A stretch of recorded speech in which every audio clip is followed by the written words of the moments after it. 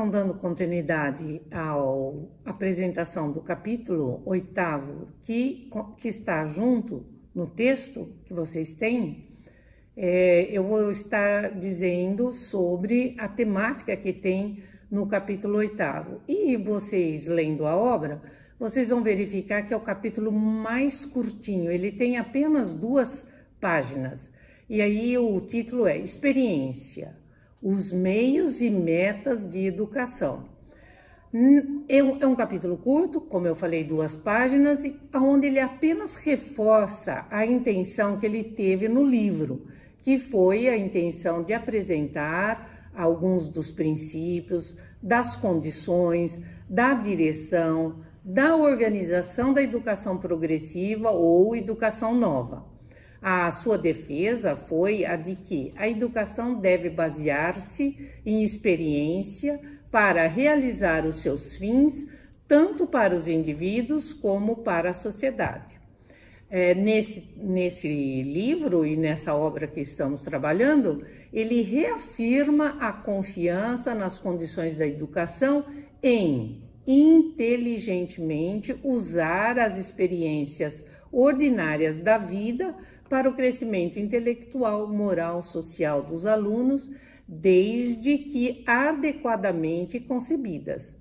Caso os educadores não sejam capazes de bem organizar as experiências dentro do nível dos alunos e com a finalidade de expansão intelectual, o alcance da educação está fadado ao insucesso. Dewey retoma que os caminhos da nova educação não são mais fáceis do que os caminhos da educação tradicional e eles requerem trabalho sério e cooperativo entre os educadores. Dewey explica que usou frequentemente os termos educação nova e educação progressiva e ele os usou para dizer que a sua questão fundamental não é fazer uma oposição à educação tradicional. Sua questão fundamental é defender a importância da educação, entendendo o contexto em que ela está, a relação desta com a vida, os estágios de desenvolvimento do aluno e a vivência experiencial, isto tudo baseado em uma filosofia da experiência. O princípio desta filosofia é que os alunos aprendem melhor realizando tarefas associadas aos conteúdos ensinados. Insistia na necessidade de estreitar a relação entre teoria e prática, pois acreditava que as hipóteses teóricas só têm sentido no dia a dia. A crítica deweyana não refuta a experiência presente na educação tradicional, porém ressalta que seu caráter defeituoso, principalmente no que tange a conexão com as futuras experiências, eram ruins para o desenvolvimento dos alunos. Ele afirmava que a desconexão das experiências acabava gerando hábitos com baixa potencialidade de controle das experiências futuras. Um ponto-chave de sua teoria é a crença de que o conhecimento é construído de consensos, que por sua vez resultam de discussões coletivas. Por isso, a escola deve proporcionar práticas conjuntas e promover situações de cooperação em vez de lidar com as crianças isoladamente. As experiências educativas são, para Dewey, um processo reflexivo, resultando sempre em novos conhecimentos, e esta experiência educativa reflexiva, ela segue alguns pontos essenciais. Por exemplo, que o aluno esteja numa verdadeira situação de experimentação, que a atividade seja do interesse do aluno, que haja um problema a resolver, que ele possua, o aluno possua os conhecimentos para agir diante da situação e que tenha a chance de testar as suas ideias. Assim, reflexão e ação devem estar ligadas porque são parte de um todo indivisível. Dewey acreditava que só a inteligência dá ao homem a capacidade de modificar o ambiente, ou modificar o seu contexto.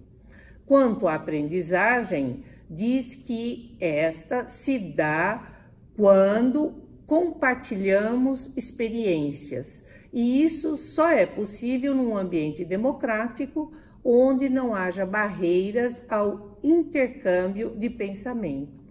A filosofia deweyana pede uma prática docente baseada na liberdade do aluno para este elaborar as suas próprias certezas, os seus próprios conhecimentos, as suas próprias regras morais. O professor deve apresentar os conteúdos escolares na forma de questões ou problemas e jamais dar de antemão respostas ou soluções prontas. Com isso, via que o professor deve usar procedimentos que façam o aluno raciocinar e elaborar os próprios conceitos para depois confrontar com o conhecimento sistematizado. Vivendo em um mundo de grandes transformações como ele vivia e tendo a influência do evolucionismo das ciências naturais e do positivismo das ciências humanas, Dewey rejeitava a ideia de leis morais fixas e imutáveis. Defendia a utilização para os problemas sociais dos métodos e atitudes experimentais que foram bem-sucedidos nas ciências naturais. Ele próprio procurou aplicar essa abordagem em relação à investigação filosófica e à didática.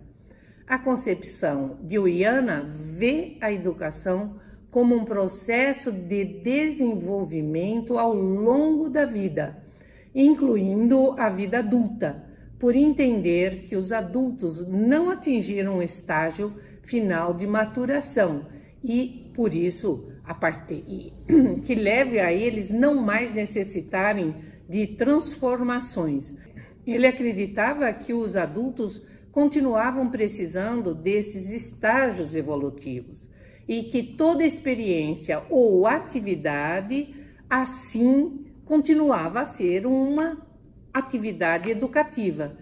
E toda educação consistia, então, em ter tais experiências.